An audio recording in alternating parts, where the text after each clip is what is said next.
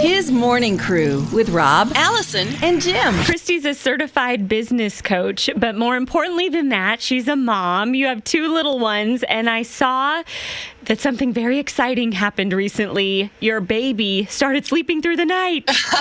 Yes, such a victory. It's amazing the hope you have in life when you just get a full night's sleep. So yeah, I'm feeling good. What was the trick? How'd you get your baby to sleep?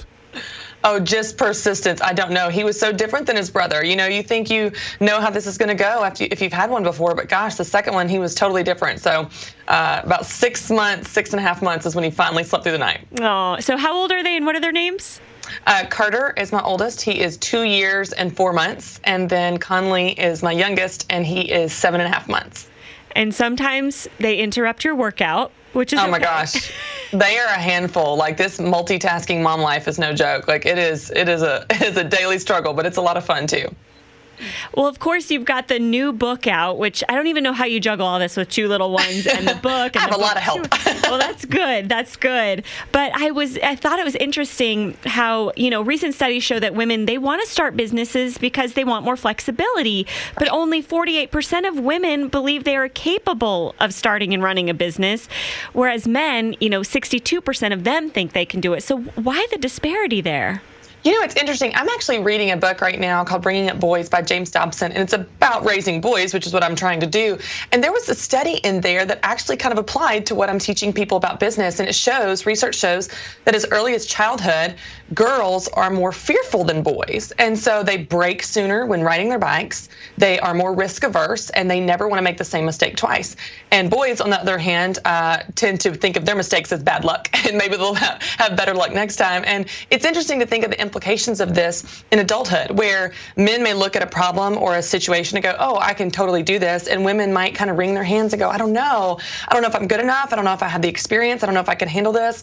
And I think there's real implications as men and women and how we're wired that can be challenges we bring to business, which is why I wanted to write my book specifically for women to reach them where they are and also show them how to turn those into opportunities. Well, let's talk about some of those unique challenges and opportunities that women face when they're starting their business. So the first one you mentioned is dealing with mom guilt, which I'm sure yes. you even have a little of that these days. Absolutely. Oh, absolutely. And I think the guilt really comes from when you're present in one place, you feel guilty for being absent in another. And so we have all these areas of our lives that we care deeply about, and they're all good things. They're things that we love, but we're always focusing on where we are not. So if we're at work, we're focused on the fact that we're missing out on a field trip. And if we're at home with our kids having good quality time, we feel guilty we're not keeping up with orders or keeping up with emails and that type of thing. And so one of the tricks that I've used that I teach women is just wherever you are, be there. So it's the difference of looking through the front windshield of what you're driving to versus the rearview mirror of what you're leaving behind. And that allows you to be fully present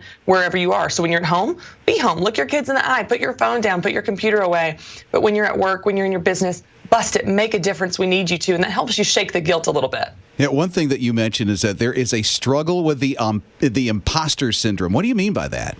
Well, the imposter syndrome is something that most people don't know about, but it's a term coined in the 70s by researchers to kind of cover this belief, this nagging idea that you don't deserve your achievements. You don't deserve your accomplishment. Who are you to do this is the voice of the imposter syndrome. And in fact, researchers believe up to 70% of people suffer from it. Women much more often than men. And so you see people, even like award-winning actress Kate Winslet, she is quoted to have said, I'd go off to a shoot and I would think, oh, they're going to find me out. They're going to know that I'm a fraud. And then even Maya Angelou has talked about where she would sit down to write books and say, oh, I've written 11 books. And each time I think, man, I've run a game on everyone. And so living with this nagging belief that you're not good enough, you don't deserve your achievements, you don't deserve a place at the table is actually really common. And if you understand that, then it can help you realize, wow, this doesn't have to hold me back. It's actually just normal. It's a normal part of the journey. And so I can push past that fear and just do it anyway, even though I have those thoughts. We're talking about unique challenges and opportunities women face when starting a business, and you say women are more cautious. So is that a challenge or an opportunity? Well, it can be both. And there's a great aspect of this where if we're cautious, we want to think things through, we want to have a plan, we want to cover details, and that's great. But if it gets you stuck where you never pull the trigger and you never make a decision, it can be a problem. So I think understanding how we're wired really can help us leverage our strengths in business. I'll give you another example. Women traditionally are very relational. So we value ourselves by our relationships. So I didn't spend any time in my book talking about customer service because you don't need to teach a woman to take care of people. We do that intuitively.